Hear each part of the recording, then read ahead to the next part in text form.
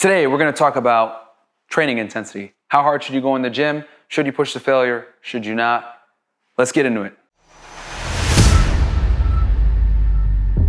So a question I get all the time, guys, is, hey Myron, how hard should I go in the gym? Should I be pushing to failure? Should I be like not trying at all? Should I be in the bathroom jerking it? I don't know. Guys, when it comes to training in the gym, you wanna be in a sweet spot. So I'm gonna use two scales to help you guys determine proper training intensities. On one spectrum is rate of perceived exertion, RPE. The other one is reps in reserve, RIR, okay? And the optimal rep range that you wanna be when it comes to proximity to failure, guys, is somewhere between 3 to 1 rep shy of failure. Now, you guys are probably wondering, what's failure? Well, no, it's not when you take a math test for algebra. I'm really bad at math. But the point is, I failed algebra too, I think twice. But the point is this, for RPE, guys, you wanna be in the rate of perceived exertion of somewhere between 7 to 10. Now, you guys are probably wondering, what is a 10? 10 is basically, you could not have lifted any more weight or done any more reps. So 10 is basically your 1 rep max. 9 would be, hey, I had about 1 more rep in the tank. 8, I had about maybe 2 more reps in the tank. Maybe could have increased the weight more, etc. You guys see where I'm going with this? And then RIR is pretty much the same way, where a 1 RIR is about a 9 RPE. Does that make sense, guys? I'm even a little confused, I ain't gonna lie. I failed algebra, so, and I don't have my notes with me, so. There's 2 things at work here. There's volume, and then there's also intensity. If the intensity is too high, it limits your ability to do volume. We know hypertrophy, the foundation of hypertrophy is volume, which means sets times reps times load over time. The more volume you do, typically the more muscle you can build. On the other end, you have to train at a certain intensity for that volume to be worth anything. So the sweet spot, guys, is somewhere between 3 reps in reserve, or 3 RIR, as well as 7 to 10 RPE. I think I got the math right on that one.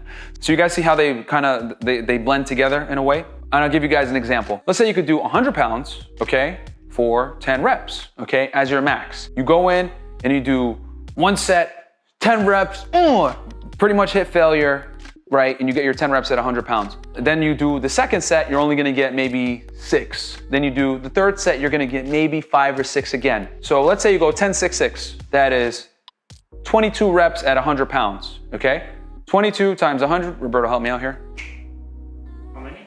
22 times 100? 2200, yeah, baby, okay. Now he has a calculator too in the back there, so that's why I'm asking, Roberto, help me. So 2200 pounds, right? But let's say you went in there and you did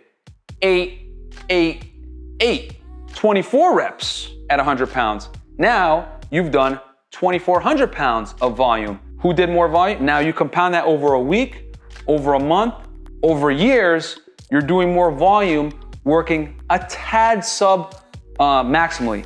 Volume is very important for hypertrophy, guys. That is why you wanna work within that rep range. Now, I know what's gonna come next. Well, I train to failure, I make gains, blah, blah, blah. That's cool, but when you train to failure all the time, it's gonna limit your ability to get in quality volume. If you do more sets at a suboptimal, again, you're still going hard, guys. Like, when I say 2 reps left, like, if I put a gun to your head, it was like, hey, do these next 2 reps.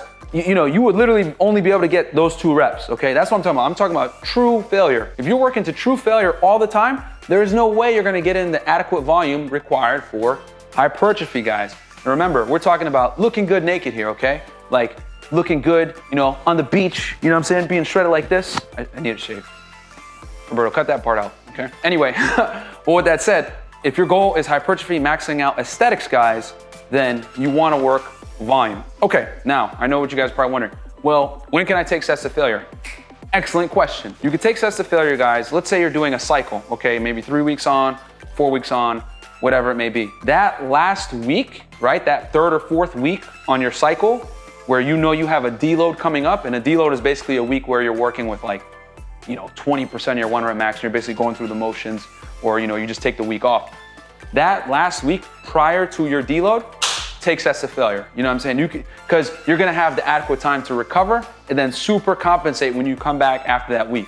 So if you are gonna train to failure, true failure as we're discussing in this video, then that is the best time to do it, because you're gonna be able to recover. You guys gotta remember, you work the amount of volume that you can actually recover from. And this is dependent upon many factors, your genetics, your skill level, your time in the gym, training, how acclimated your body is to resistance training in general. All these factors come into how much volume can you actually recover from.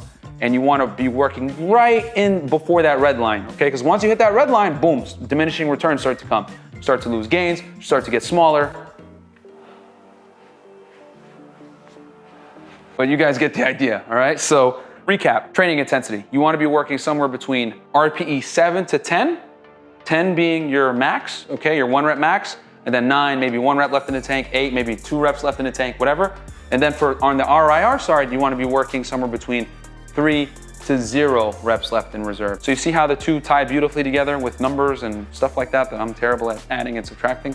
As long as you work within those parameters, guys, you're gonna probably build some muscle, because the closer you get to failure, more likelihood that you're gonna induce a hypertrophy stimuli. And we just discussed earlier how doing suboptimal sets, and when I say suboptimal, I'm saying not necessarily to failure, right? Maybe stopping 1 to 2 reps shy of failure drastically increases your ability to do volume, as we discussed.